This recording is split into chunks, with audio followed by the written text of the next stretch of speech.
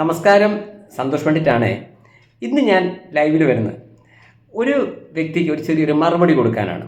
അതായത് reporter live എന്ന ചാനലിലെ ഒരു ജീവനക്കാരൻ, ഒരു ഉണ്ണി ബാലകൃഷ്ണൻ എന്ന് പറയുന്ന ഒരാളുണ്ട്.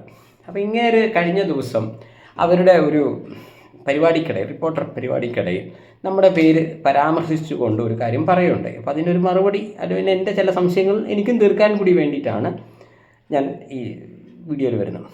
വിഷയം ഈയിടെയായിട്ട് അവരുടെ ഈ പ്രോഗ്രാമിന് ലൈക്കും ഷെയറൊക്കെ കുറയുന്നു, റേറ്റിംഗ് ലേശം കുറയുന്നു. അവരാണെങ്കിൽ വേറെ മറ്റുള്ള ചാനലുമായിട്ടൊക്കെ കോമ്പീറ്റ് ചെയ്യുന്നു.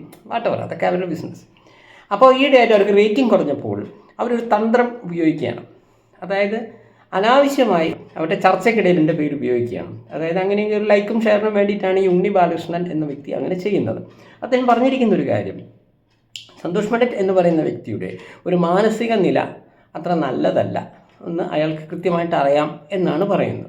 ഓക്കെ, എന്തായാലും അദ്ദേഹം ഒരു ഡോക്ടറോ, ഞാനിപ്പോൾ മാനസിക നില കൂടിയിട്ട് അദ്ദേഹത്തിൻ്റെ അടുത്തേക്ക് ഏതായാലും പോയിട്ടില്ല, വേറെ ആരെങ്കിലും കാര്യം പറഞ്ഞായിട്ട് ഞാൻ കേട്ടിട്ടില്ല. എനിവേ, ചിലപ്പോൾ അദ്ദേഹം പറഞ്ഞത് തെറ്റാന്ന് നമുക്ക് പറയാൻ പറ്റില്ലല്ലോ. ചിലപ്പോൾ നമുക്ക് മാനസിക നിലയിൽ അങ്ങനെ എന്തെങ്കിലുമൊക്കെ പ്രശ്നം വന്നു കഴിഞ്ഞാൽ സാധാരണ ഇതിൽ ഒരു ഡോക്ടറെ അടുത്ത് സമീപിക്കും. ചിലപ്പോൾ ഞാൻ ഇയാളുടെ തന്തേൻ്റെ അടുത്ത് ഞാൻ ചിലപ്പോൾ ചെന്നിട്ടുണ്ടാവാം. അപ്പോൾ ഇദ്ദേഹത്തിൻ്റെ അച്ഛൻ ഇദ്ദേഹത്തിന് പറഞ്ഞു കൊടുത്തിട്ടുണ്ടാവും, ഇടാ സന്തോഷ് വേണ്ടിയിട്ടൊക്കെ എൻ്റെ പേഷ്യൻ്റ് ആട്ടാ എന്ന് പറഞ്ഞപ്പോൾ ഇയാൾ ആ സത്യം മനസ്സിലാക്കുന്നു. ഇദ്ദേഹം ജനങ്ങളോട് പറയുന്നു.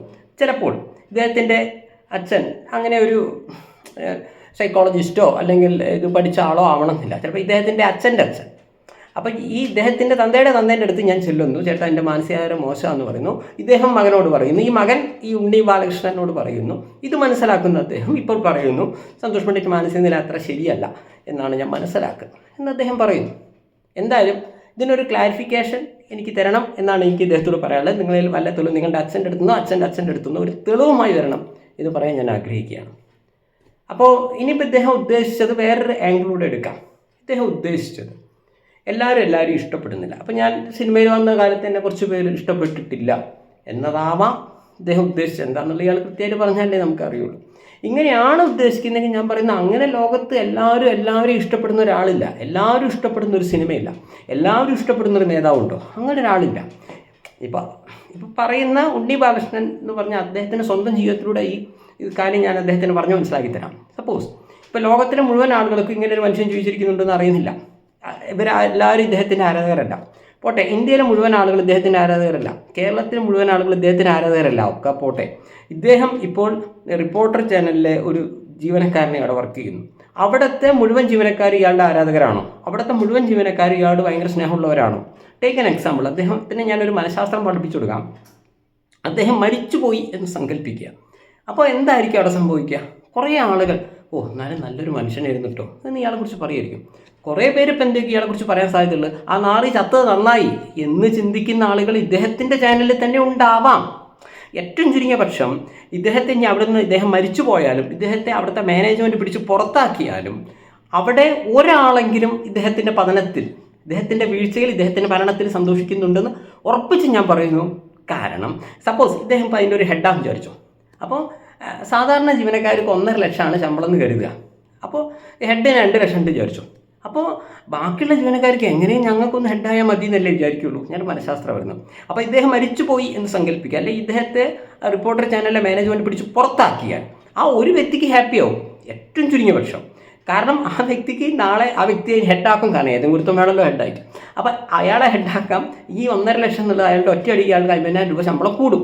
അപ്പോൾ അതാലോചിച്ച് ഒരാൾക്കും ഹാപ്പി ആവുന്നേ. അപ്പോൾ ഞാൻ ഇദ്ദേഹത്തിന് പറഞ്ഞ് മനസ്സിലാക്കുന്ന കാര്യം, ഈ ലോകത്ത് എല്ലാവരും ഒരുപോലെ ഇഷ്ടപ്പെടുന്ന ആരുമില്ല എന്ന സത്യം ഇനിയെങ്കിലും താങ്കൾ മനസ്സിലാക്കണം. പിന്നെ ഈ റിപ്പോർട്ടർ ചാനലിലെ ജീവനക്കാരൻ എൻ്റെ മാനസിക നിലയെക്കുറിച്ച് പറയുന്നു. ഞാൻ ചോദിക്കുന്നത്, ആരാൻ്റെ മാനസിക നില പരിശോധിക്കുമ്പോൾ സ്വന്തം മാനസിക നില റെഡിയാണോ? എൻ്റെ അവിടെ നിൽക്കട്ടെ. കാരണം ഇദ്ദേഹത്തിൻ്റെ കുടുംബപരമായിട്ടാണെങ്കിലും ഇദ്ദേഹത്തിൻ്റെ പ്രൊഫഷൻ പരമായിട്ടും ഇന്നേ വരെ ഇദ്ദേഹത്തെ ഒരു ആൾ ഒഴിവാക്കിയിട്ടില്ലേ? എൻ്റെ ഒരു സംശയമാണ്. അതായത് ഇപ്പം മുമ്പ് കലാകൗമുദിയിൽ ഇദ്ദേഹം വർക്ക് ചെയ്തിരുന്നു, മുമ്പ് മാതൃഭൂമിയിൽ ഇദ്ദേഹം വർക്ക് ചെയ്തിരുന്നു, മുമ്പ് ഏഷ്യാനെറ്റിൽ ഇദ്ദേഹം വർക്ക് ചെയ്തിരുന്നു. അവിടെ നിന്നെല്ലാം ഇദ്ദേഹത്തെ പിടിച്ച് പുറത്താക്കി, അല്ലെങ്കിൽ ജോലി നഷ്ടപ്പെട്ടു. എന്തുകൊണ്ട്? അത് ഇദ്ദേഹത്തിൻ്റെ മാനസിക നില മോശമായതുകൊണ്ടാണോ? എനിക്കറിയില്ല, അദ്ദേഹമാണ് മറുപടി പറയേണ്ടത്. എല്ലാം നല്ല രീതിയിൽ പോവുകയാണെങ്കിൽ ഒരു സ്ഥാപനത്തിൽ നിന്ന് ഒരാളെ പിടിച്ച് പുറത്താക്കേണ്ട ആവശ്യമില്ലല്ലോ. എല്ലാം നല്ല രീതിയിൽ പോവുകയാണെങ്കിൽ ഒരാൾക്ക് ഒരിക്കലും ഒരു സ്ഥാപനത്തിൽ നിന്ന് ഒഴിവാക്കേണ്ട ആവശ്യം ഒരാൾക്കും വരുന്നില്ല. അപ്പോൾ എവിടെയാണ് കുഴപ്പം? ഇയാൾക്കാണോ കുഴപ്പം, അവർക്കാണോ കുഴപ്പം? അതും ഒന്ന് ചിന്തിക്കുന്നത് നല്ലതാണ്. ഇദ്ദേഹം മുൻകാലങ്ങളിൽ വർക്ക് ചെയ്ത ഓരോ സ്ഥലത്തുനിന്നും ഇദ്ദേഹത്തിന് എന്തുകൊണ്ട് ജോലി നഷ്ടപ്പെട്ടു, എന്തുകൊണ്ട് ജോലി ഒഴിവാക്കി എന്നതിനെ കൃത്യമായ കാരണം എനിക്കറിയാം. പക്ഷേ അത് ഞാൻ സെക്കൻഡ് സ്റ്റേജിൽ പറയാം. സെക്കൻഡ് സ്റ്റേജിലേക്ക് കാര്യങ്ങൾ പോവുകയാണെങ്കിൽ, കാരണം വേറൊരുത്തനെ പറയുമ്പോൾ അവനോ സ്വയം നന്നാവണം. ഇദ്ദേഹത്തെക്കാൾ നല്ല മാനസികതയിൽ എനിക്കുണ്ടെന്നാണ് വിശ്വസിക്കുന്നത്. ഇദ്ദേഹമൊക്കെ ഒരു കാര്യം മനസ്സിലാക്കണം. ഇദ്ദേഹത്തിൻ്റെ സമൂഹ മാധ്യമങ്ങൾ എടുത്തു നോക്കിക്കഴിഞ്ഞാൽ ഒരു 890-1000 ആളുകളാണ് ഇയാൾ ആകെ ഫോളോ ചെയ്യുന്നത്. ഇത്രയും കാലം പണിയെടുത്തൊരു മനുഷ്യൻ. ഇദ്ദേഹത്തിനെ റിപ്പോർട്ടർ എന്ന് പറയുന്നത് ഒരു വ്യക്തമായ ഒരു പ്ലാറ്റ്ഫോമുള്ള ചാനലായതുകൊണ്ട്, അവിടുത്തെ ഒരു ജീവനക്കാരനായതുകൊണ്ട് അതിൻ്റെ പ്ലാറ്റ്ഫോമിൽ ഇരുന്ന് പറയുന്നതുകൊണ്ടാണ് ഇദ്ദേഹത്തിൻ്റെ വീഡിയോ ഒക്കെ 10 മനുഷ്യന്മാർ കാണുന്നത്. സപ്പോസ് ഇതിൻ്റെ മാനേജ്മെൻറ്റ് ഇദ്ദേഹം എഫിഷ്യൻ്റ് അല്ല എന്ന് പറഞ്ഞ്, അല്ലെങ്കിൽ ഇദ്ദേഹത്തിന് മാനസിക നില എന്തെങ്കിലും മോശമാവുകയോ അവർ പിടിച്ച് പുറത്താക്കുകയോ ചെയ്തു കഴിഞ്ഞാൽ, ഇദ്ദേഹം സ്വന്തം നിലയിൽ പോയിട്ട് എവിടെയെങ്കിലും ഒരു വീഡിയോ ഇട്ടാൽ 10 ആൾക്കാർ അത് കാണില്ല എന്നുള്ളതാണ് സത്യം. ഇദ്ദേഹത്തിന് അത് ഒരു ചാലഞ്ചായി ഏറ്റെടുക്കാൻ പറ്റും. ഇദ്ദേഹം നിലനിൽക്കുന്നത് കുറച്ചാളുടെ മറ്റുള്ളവരെ ഡിപ്പെൻഡ് ചെയ്തിട്ടാണ്, മറ്റുള്ളവരുടെ ഔദാര്യത്തിലാണ് ഇദ്ദേഹം ജീവിക്കുന്നത്. അതുകൊണ്ട് റിപ്പോർട്ടർ ചാനലിലെ മാനേജ്മെൻറ്റും ചിന്തിക്കേണ്ട വിഷയമാണ് ഇത്. ഈ കാര്യങ്ങൾ മനസ്സിലാക്കി എനിക്ക് മാനേജ്മെൻറ്റിനോടാണ് പറയാനുള്ളത്. ഇദ്ദേഹത്തെ ഒഴിവാക്കണമെന്നോ പുറത്താക്കണമെന്നോ ഞാൻ പറയുന്നില്ല. അത് ഇതേപോലുള്ള കണ്ടിന്യൂസ്ലി വരികയാണെങ്കിൽ ഇയാളെ പുറത്താക്കുന്നതാണ് നല്ലത്. കാരണം വെച്ചാൽ ഇതേപോലുള്ള ആളുകളുടെയൊക്കെ വെടി തീർന്നു, ഇവരുടെയൊക്കെ മരുന്ന് തീർന്നു എന്നുള്ളതാണ് സത്യം. ഇവരെ കൊണ്ടൊന്നും അധികമൊന്നും മുന്നോട്ട് പോകാൻ പറ്റില്ല. കുറച്ചുകൂടി യുവാക്കളായ ആൾക്കാരാണ് നല്ലത്. ചാനലിൻ്റെ പെർസെപ്ഷൻ ഞാൻ പറയുന്നത്. എനിവേ, നിങ്ങൾ തന്നെ ആ ചാനലിൻ്റെ ആൾക്കാരോട് എനിക്ക് പറയാനുള്ളത്, നിങ്ങൾ ഇവർ അപ്പ് ചെയ്തിരിക്കുന്ന വീഡിയോൻ്റെ ഒരു വ്യൂവേഴ്സ് നിങ്ങൾ നോക്കണം. വലിയ വ്യൂവേഴ്സ് ഒന്നും ഇല്ല. ഇതിനേക്കാൾ നല്ലതല്ല വേറൊരാളുണ്ടെങ്കിൽ ഇത്ര പൈസ കൊടുക്കാതെ ഇയാൾക്കൊക്കെ കൊടുക്കുന്ന അത്രയും ശമ്പളത്തിൻ്റെ ആവശ്യമില്ല പുതിയ ആളുകൾക്ക്. ഞാൻ പറയുന്നു, ഇയാളെയൊക്കെ ഒഴിവാക്കി പിടിച്ച് പുറത്താക്കി പുതിയ ആളുകളെ വെച്ച് കഴിഞ്ഞാൽ നിങ്ങൾക്ക് കുറച്ചും കൂടെ ഗുണമാണ്. എന്ത് വ്യൂവേഴ്സാണുള്ളത്? ഇയാൾ കുറേ വർഷത്തെ എക്സ്പീരിയൻസ് ഉണ്ടെന്ന് പറഞ്ഞുകൊണ്ട് എന്ത് ഗുണമാണുള്ളത്? നിങ്ങളുടെ സമയം കിട്ടുന്ന ആ വീഡിയോസിൻ്റെ വ്യൂവേഴ്സ് നോക്കൂ. ഇയാൾക്ക് എന്ത് വ്യൂവേഴ്സാണ് ഉള്ളത്? അപ്പോൾ ഇതേപോലെ അദ്ദേഹത്തോട് ഇനി പോട്ടെ, എന്തോ ആവട്ടെ. അപ്പോൾ ഇദ്ദേഹത്തോടൊരു കാര്യം നിങ്ങൾ പറയണം. നിങ്ങൾക്ക് ലൈക്കും ഷെയറും കിട്ടുവാനാണ് ഇദ്ദേഹം എന്നെ വെച്ചൊരു ഗെയിം കളിച്ചത്. ഇതേപോലത്തെ ഗെയിം ഇനി കളിക്കരുതെന്നും, നമുക്ക് നല്ല രീതിയിൽ ബുദ്ധി ഉണ്ടെങ്കിൽ ബുദ്ധിപൂർവ്വം എന്തെല്ലാം വിഷയങ്ങൾ നമ്മുടെ നാട്ടിലുണ്ട്. സന്തോഷ് പണ്ഡിറ്റ് ലോകത്തിൽ സിനിമ എടുക്കുന്നൊക്കെയാണ് ഈ ലോകത്തെ ഏറ്റവും വലിയ പ്രശ്നം. അതേപോലെ എന്തെല്ലാം വിഷയങ്ങൾ ജനങ്ങളിലേക്ക് എത്തിക്കാൻ പറ്റും. കുറച്ചുകൂടെ ബുദ്ധിപൂർവ്വം നല്ല നല്ല ന്യൂസ് കണ്ടെത്തുവാനും ആ രീതിയിൽ നല്ല വ്യൂവേഴ്സ് ഉണ്ടാക്കാൻ ഇദ്ദേഹത്തോട് പറയുകയാണ് വേണ്ടത്. അല്ലാണ്ട് ഇതേപോലത്തെ ആളുകളെ വെച്ച് കഴിഞ്ഞാൽ നിങ്ങളുടെ ചാനൽ താഴോട്ടാണ് പോവുക. ഞാൻ എൻ്റെ ഒരു അഭിപ്രായം പറഞ്ഞതുകൊണ്ട് കുറച്ച് വർഷം കഴിഞ്ഞാൽ ഞാൻ പറഞ്ഞാണ് ശരിയെന്ന് നിങ്ങൾക്ക് ബോധ്യപ്പെടും. തന്നെ സത്യം പറഞ്ഞാൽ ഞാൻ ഇത്രയും പറഞ്ഞത് ഇൻഡയറക്റ്റ്ലി അദ്ദേഹത്തിൻ്റെ കൂടെ ഇരിക്കുന്ന റിപ്പോർട്ടർ ചാനലിലെ മറ്റൊരു പ്രധാനപ്പെട്ട റിപ്പോർട്ടർ കാര്യം ഇയാൾക്ക് പറഞ്ഞു കൊടുക്കുന്നുണ്ട്. സന്തോഷ് പണ്ഡിറ്റ് ക്രിയേറ്റീവായിട്ടാണ് വന്നതെന്നും സന്തോഷ് പണ്ഡിറ്റ് ആരെയും ബുദ്ധിമുട്ടിച്ചിട്ടില്ല. ഇത്രയും കാലം അദ്ദേഹത്തിൻ്റെ ഒരു വീഡിയോയിൽ അദ്ദേഹം അശ്ലീല പ്രയോഗങ്ങൾ നടത്തിയിട്ടില്ല. അദ്ദേഹം ഒരാളെയും മോശമാക്കിയിട്ട് പറഞ്ഞിട്ടില്ല.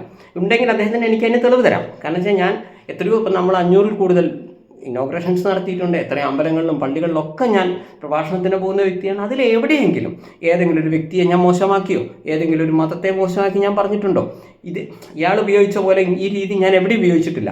സന്തോഷ് പണ്ഡിറ്റ് ബുദ്ധിപൂർവ്വം എന്താണോ പുതിയ പുതിയ തന്ത്രങ്ങളിലൂടെ പുതുമയോടെയാണ് ഞാൻ പറഞ്ഞത്. ഇപ്പോൾ എൻ്റെ ഫേസ്ബുക്ക് ഇയാൾക്ക് സമയം കിട്ടി എടുത്ത് നോക്ക്. ഞാൻ പറയുന്നത് നമ്മൾ ക്രിക്കറ്റ് നിരീക്ഷണം ആയിക്കോട്ടെ, പ്രണയ നിരീക്ഷണം ആയിക്കോട്ടെ, നാഷണൽ നിരീക്ഷണം ആയിക്കോട്ടെ, ഇൻ്റർനാഷണൽ നിരീക്ഷണം ആയിക്കോട്ടെ, വ്യത്യസ്തമായ കാര്യങ്ങളാണ് ചെയ്യുന്നത്. ഇദ്ദേഹത്തെ സംബന്ധിച്ചിടത്തോളം ജേർണലിസം അല്ലാത്ത ഒരു വിഷയത്തിൽ ഇദ്ദേഹത്തിന് വിവരമില്ല എന്നുള്ളതാണ് സത്യം. അല്ലെങ്കിൽ അദ്ദേഹം പ്രൂവ് ചെയ്തിട്ടില്ല. അപ്പം ഞാൻ പറയുന്നത് സന്തോഷ് പണ്ഡിറ്റിനുള്ള ഏത് വിഷയങ്ങളായാലും സന്തോഷ് പണ്ഡിറ്റിന് ഓക്കെയാണ് ഒരു വശം. ഇനി അതല്ല, അദ്ദേഹത്തിന് വിവരമുണ്ടെങ്കിൽ അദ്ദേഹം പ്രൂവ് ചെയ്യണം. ഈ റിപ്പോർട്ടർ ചാനൽ എന്ന് പറയുന്ന അതിൻ്റെ സേഫ്റ്റിയിൽ നിന്ന് മാറി നിന്നുകൊണ്ട്, സേഫ് സൈഡ് മാറി നിന്ന് ഇദ്ദേഹം സ്വന്തമായിട്ട് എന്തെങ്കിലും ഒരു കാര്യം ചെയ്ത് പ്രൂവ് ചെയ്യട്ടെ. ഇദ്ദേഹം ജീവിച്ചിരിക്കുന്നതിനേക്കാൾ സമൂഹത്തിന് സന്തോഷ് പണ്ഡിറ്റ് ജീവിച്ചിരിക്കുന്നതുകൊണ്ട് ഗുണമുണ്ട്. അത്രയും എനിക്കറിയൂ. അതുകൊണ്ട് മാനസിക നിലയിൽ എനിക്ക് ഭയങ്കര മാനസിക നിലയാണെന്ന് ഞാൻ പറഞ്ഞില്ല. ഉണ്ണി ബാലകൃഷ്ണനേക്കാൾ നല്ല മാനസിക നില സന്തോഷ് പണ്ഡിറ്റിനുണ്ട്. അതുകൊണ്ട് വീണ്ടും ഇതേപോലെ ചൊറിഞ്ഞു വരരുത്. ലൈക്കും ഷെയറിനും വേണ്ടി പരിധി വിട്ട് തരം താഴരുത്. അപ്പോൾ എല്ലാവർക്കും ഒരു നല്ല ദിനം ആശംസിക്കുന്നു. നന്ദി, നമസ്കാരം.